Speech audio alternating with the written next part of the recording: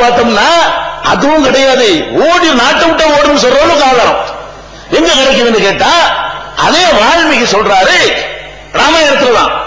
வால்மீகி தான் ராமாயணத்தை யார் எழுதினாரோ அந்த வால்மீகி சொல்றாரு, ராமாயணத்துல சொல்கிறாரு, அயோத்தியிலிருந்து 23 கிலோமீட்டர் தொலைவில் ஓடுகிற அந்த சரையு நதி கங்கையில் கலக்கிறது அப்படிங்கிறார். இங்க கலக்குதா? கங்கை நதியில கலக்குகிறது அப்படின்னு சொல்றாரு. இப்ப நீங்க அயோத்திக்கு போய் பார்த்தீர்களேயானால், இப்ப சரையு என்று பெயர் வைக்கப்பட்ட நதி, சரையு நதி அல்ல, சரையு என்று இப்போது பெயர் சூட்டப்பட்டிருக்கிற இந்த நதி கங்கையில் கலக்கவில்லை. ராமர் அதாவது வால்மீகி என்ன சொல்றாரு, சரையு நதி கங்கையில சங்கமம் ஆகுதுங்கிறாரு. ஆனால் இந்த சரையுங்கிறது எங்க சங்கமம் ஆகுதுன்னு கேட்டா, ராப்தி என்ற ஒரு நதியில போய் சேருது இப்ப இருக்கிற சரையு. அப்ப ஆராய்ச்சியாளர்கள் சர்சிங் என்ற ஒரு ஆராய்ச்சியாளர் என்ன பண்றாரு, ஆய்வு செஞ்சுட்டு சொல்றாரு, இது நேபாளத்தில் இருக்குது. சர்சிங் ஒரு ஆராய்ச்சியாளர் சொல்றாரு, அங்க ஓடுற ஒரு ஆறு தான் கங்கையில கலக்குது, அதான் அயோத்தி. இவங்க ஏற்கனவே ஒரு பேரை பின்னாடி வச்சுக்கிட்டு, அயோத்தின்னு வேற ஊருக்கு பேரை வச்சுக்கிட்டு, சரையுண்டு இன்னொரு ஊருக்கு பேரை வச்சு நதிக்கு பேரை மாத்தி வச்சுக்கிட்டு மக்களை ஏமாத்துறாங்க என்று சொல்லி சர்சிங் என்ற அறிஞர் சொல்கிறாரு, அது நேபாளத்தில் வருகிற ஒரு நதிதான் இந்த கங்கையில் கலக்கிறது. இந்த ராமாயணத்தில் வர்ணிக்கப்படுகிற அம்சங்கள் எல்லாம் அங்கதான் இருக்கிறது. அத்துவானி அங்க போய் ரத யாத்திரை பண்ணணும். அத்துவானி வாஜ்பாய் வகைராக்கள் நேபாள கோர்ட்ல போய் சுப்ரீம் கோர்ட்ல போய் மனு போடணும். எங்க ராமர் இந்த நாட்டில் பிறந்திருக்கிறார் சரையுக்கு பக்கத்துல, அதனால நாங்க ஆலயம் கட்டணும் கோர்ட் கேஸ் போட வேண்டிய இந்திய கவர்மெண்ட் இல்ல, இந்தியாவுடைய சுப்ரீம் கோர்ட் இல்ல, நேபாள சுப்ரீம் கோர்ட்ல போய் கேஸ் போடணும். இது இப்ப சரைவை பத்தி நம்ம வால்மீகி சொல்ற நம்புறதா, துக்காடிய சொல்ற நம்புறதா, யார் சொல்ற நம்ம நம்புறது? வால்மீகி தானப்ப உங்களுக்கு ராமரை அறிமுகப்படுத்தினாரு. அப்ப இதை வச்சு பார்த்தாலும் அடிபட்டு போயிடுது. அடுத்து என்னடான்னு கேட்டா, விக்ரமா யார் கட்டின? சரி, ராமர் பிறந்தாரு, சரி பிறந்துட்டு போற, பிறந்ததே போகட்டும், அவர் அங்கே வாழ்ந்துட்டு போகட்டும். பிரச்சனை என்ன? கோயில் இருந்துச்சாங்கிற பிரச்சனை. ராமர் பிறக்காம அயோத்தியில பிறந்துட்டு போறாரு, நம்பிட்டு போல. நீங்க நம்பினா இந்து மதத்துக்கு எதிரானது. ஒரு இந்து சகோதரன் இப்ப இருக்கிற அயோத்தியில் ராமர் பிறந்தார் என்று நம்பினானேயானால் அது இந்து மத ஆகமங்களுக்கும் ராமாயணத்திற்கும் எதிரானது. அவனா கற்பனை செய்து நம்புகிறானே தவிர வால்மீகியுடைய ராமாயணத்தை வைத்தவன் நம்பவில்லை. அதை ஒதுக்கி தள்ளிடுவோம். மனமுரண்ட இந்து மதத்துக்கு எதிராக நீங்கள் கருத்து சொல்லிட்டு போங்க, அதை விட்டுருவோம். நமக்கு தேவையான டாபிக் வந்துருவோம். கோவில் இருந்துச்சா, அதான் நம்ம டாபிக். ராமர் பிறந்தார், அதெல்லாம் மத நம்பிக்கைன்னு சொல்லி விட்டுருவோம். அது தேவையில்லை. பிறந்துட்டே நம்பிட்டு போப்பா, எங்களுக்கு ஒண்ணும் இல்ல. பிறக்கல நம்பிட்டு போய் எங்களுக்கு ஒண்ணும் இல்ல. நீ 23 கிலோமீட்டர் பக்கத்துல வேண்டாம் வச்சுக்க, தூரத்துல வேண்டாம், எந்த ஊருக்கு என்ன பேர் வேண்டாலும் மாத்திட்டு போ, கவலை இல்ல, விட்டுருவோம். என்ன டாபிக்? நமக்கும் இந்த சம்பரிவார கும்பலுக்கும் உள்ள விவகாரம் என்னன்னு கேட்டா, அயோத்தியில ஒரு கோவில் இருந்த, ராமருக்கு ஒரு கோவில் இருந்தது, அதை பாபர் இடிச்சு விட்டாரு. இதெல்லாம் பாயிண்ட். இந்த பாயிண்ட் இந்தியாவில் சொல்லப்பட்ட பொய்களிலேயே வட்டி கட்டின ஒரு பொய், ஜமக்காலத்தில் வடிகட்டிய பொய்ன்னு சொல்லுவாங்க. அதை தாண்டி தார்பாயில வடிகட்டின பொய்ன்னு சொல்லலாம். இத அப்படி ஒரு பொய் இருக்கும்னு சொன்னா, சாதாரண துணியில வடிகட்டுறதை விட தார்பாயில் வடிகட்டின பொய்ன்னு சொல்லுவாங்க பாருங்க. அப்படி ஒரு பொய் இந்தியாவில் இருக்குன்னு சொன்னா அது இந்த பொய் தான். சும்மா சொல்லணும்னா ஆதாரத்தோட தான் சொல்றான். நம்ம அஸ்லம்பூரையும் இந்த பாபர் மசூதி கமிட்டின்னு சொல்லக்கூடிய வாதத்தை வச்சு நான் சொல்லல. இந்து மதத்து சகோதரர்கள் நேர்மையான நடுநிலையான ஆய்வாளர்கள் சொல்ல வச்சுதான் சொல்றேன். என்ன பிரச்சனை?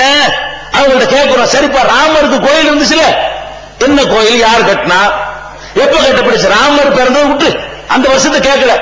இப்ப பாபர் மசூதி இடத்துல தானே கோயில் இருந்துச்சுங்கிற, சரி ஒத்துக்குறோம். யார் கட்டினா, எப்ப கட்டினா அப்படின்னா, விக்ரமாதித்தன் கட்டினாரு. யார் கட்டினது? விக்ரமாதித்தன் என்று ஒரு மன்னர் இருந்தாரு, அவர் கட்டினாரு. அதுல மாட்டிக்கிறாங்க. என்ன மாட்டிக்கிறாங்க? பொய் தானே. பொய் பாருங்க, ரொம்ப நேரத்துக்கு மறைக்க இயலாது. இவர் ஹைதர் ஒரு விக்ரமாதித்தன் சொல்லிவிடுறாரா, அவர்கிட்ட போய் கேட்கிறான ஹைதர்ட்ட, விக்ரமாதித்தன் யாரு? அவர் ஒரு ஆளை சொல்றாரு. இவர் புரொஃபசர் போய் கேட்கிறான், விக்ரமாதித்தன் யாரு? அவர் வேற ஒரு ஆளை சொல்றாரு. ஏன்னு கேட்டா, சரித்திரத்தில் விக்ரமாதித்தன் நிறைய பேர் இருந்துட்டாங்க, மாத்திட்டாங்க. சரித்திரத்துல விக்ரமாதித்தன் என்ற புனை பெயர் கொண்டவர்களாக நிறைய பேர் இருந்துட்டாங்க. சோழன் சோழன் சொன்னா என்ன சோழன்? அது கரிகால் சோழன். ஒருத்தர் சொல்லுவாரு, ஒருத்தர் ராஜராஜ சோழன் சொல்லுவாரா இல்லையா? இவங்க திரைத்தனமா விக்ரமாதித்தன் உடனே ஒருத்தன் கேட்டா சொல்றான், அது யாருன்னு கேட்டா சந்திரகுப்தர். அவருக்கு பேர் விக்ரமாதித்தன் தான். சந்திரகுப்தர் ஒரு மன்னர் வாழ்ந்தாரு. அவர் கிபி 379 இருந்து கிபி 379 இருந்து 413 வரைக்கும் வாழ்ந்தாரு. யாரு? அந்த சந்திரகுப்தர். அவருக்கு பேர் விக்ரமாதித்தன். அவர் தான் கட்டினாரு. இப்படி ஒருத்தன் சொல்லிட்டானா இன்னொருத்தன் போய் கேட்கிற விக்ரமாதித்தன் கட்டின யாரு? அதுவா?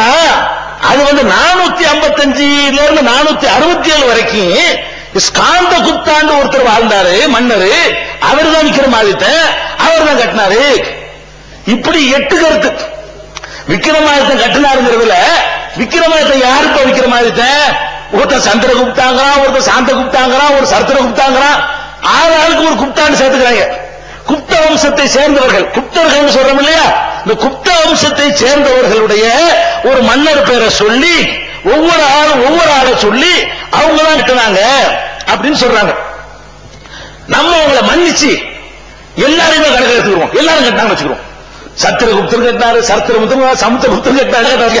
வச்சுக்கப்பா எல்லாரும் வர காலம் என்ன அப்படின்னு பாத்தீங்கன்னா குப்தர்களுடைய ஆட்சி காலம் அயோத்தி பகுதியில கிபி 300 இருந்து. நல்லா கவனிக்கணும்.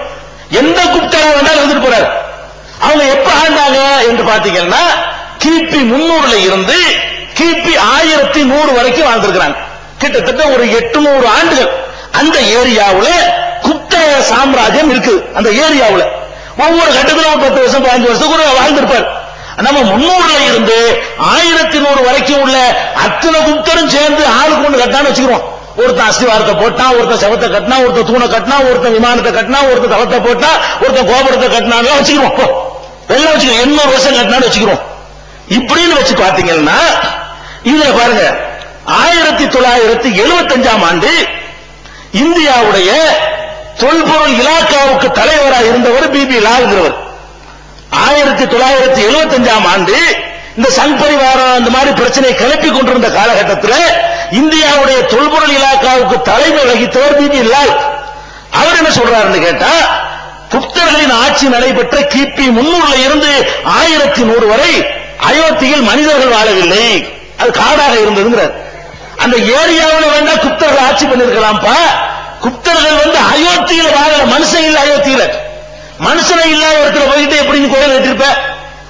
மனுஷனை இல்லாத இடத்துல எப்படி போய் மன்னர் கோயில் காட்டில் போய் கட்டுவீங்களா என்று கேட்கிறது யாரு? இந்தியாவுடைய அரசாங்கம் கேட்குது. இந்தியாவுடைய அரசுடைய தொல்பொருள் இலாக்கா கேட்குது. இலாக்காவுடைய தலைவர் சொல்கிறார். இது எங்க வந்திருக்கு என்று கேட்டா இது வீக் என்ற வார இதழ், ஆங்கில வார இதழ். அதுல 25/2/90 இந்த செய்தி, அந்த லால் அவர்களுடைய செய்தி இடம்பெற்றிருக்கிறது.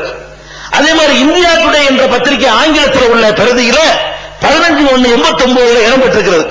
சண்டே மெயில்ங்கிற ஒரு பத்திரிகையில 20/11/88 இடம்பெற்றிருக்கிறது. இவருடைய அறிக்கை எப்ப ஒரு இந்தியாவுடைய தொல்பொருள் இலாக்கா தலைவர் சொல்றாரு, நீ எந்த குப்தா வேணாலும் கட்டிட்டு போடும், எந்த விக்ரமாதித்த வேணா கட்டிட்டு போண்டுப்பா. விக்ரமாதித்த எந்த காலத்துல ஆட்சி பண்ணாங்களோ அந்த காலத்துல அயோத்திங்கிற ஊர் இல்ல. என்ன சொல்றாங்க? அயோத்திங்கிற ஊர் இல்லைங்கிறார் அவரு. இப்ப அவர் சொல்ற நம்புறதா, இந்த சங் பரிவாரம் சொல்ற நம்புறதா? இதான் பிரச்சனை. அதுக்கப்புறம் இது விட்டுருவோம். ஒரு ஆளுக்கு நம்ம ஆலயம் எழுப்புவதாக இருந்தால், இந்து மதத்தில் உள்ள ஒரு தெய்வம் நினைக்கக்கூடியவருக்கு ஆலயம் எழுப்புவதாக இருந்தால் அவரை அந்த மக்கள் கடவுள் என்று எண்ணும் பொழுதுதான் ஆலயம் எழுப்புவாங்க. அந்த மக்கள் சிவனுக்கு ஆலயம் எழுப்புறாங்க.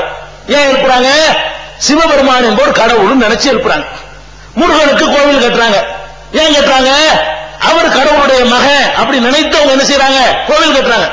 அப்ப ராமருக்கு அந்த அயோத்தியில விக்ரமாதித்த மன்னர் கோவில் கட்டுறாருன்னு சொன்னா அந்த காலகட்டத்தில் ராமர் கடவுளாக மக்களால் கருதப்பட்டிருக்காங்க. அந்த காலகட்டத்தில், எந்த காலகட்டத்தில் ஒரு கோவில் கட்டுற அளவுக்கு அவருக்கு ஒரு மரியாதை கொடுக்கப்படுறதா இருந்தா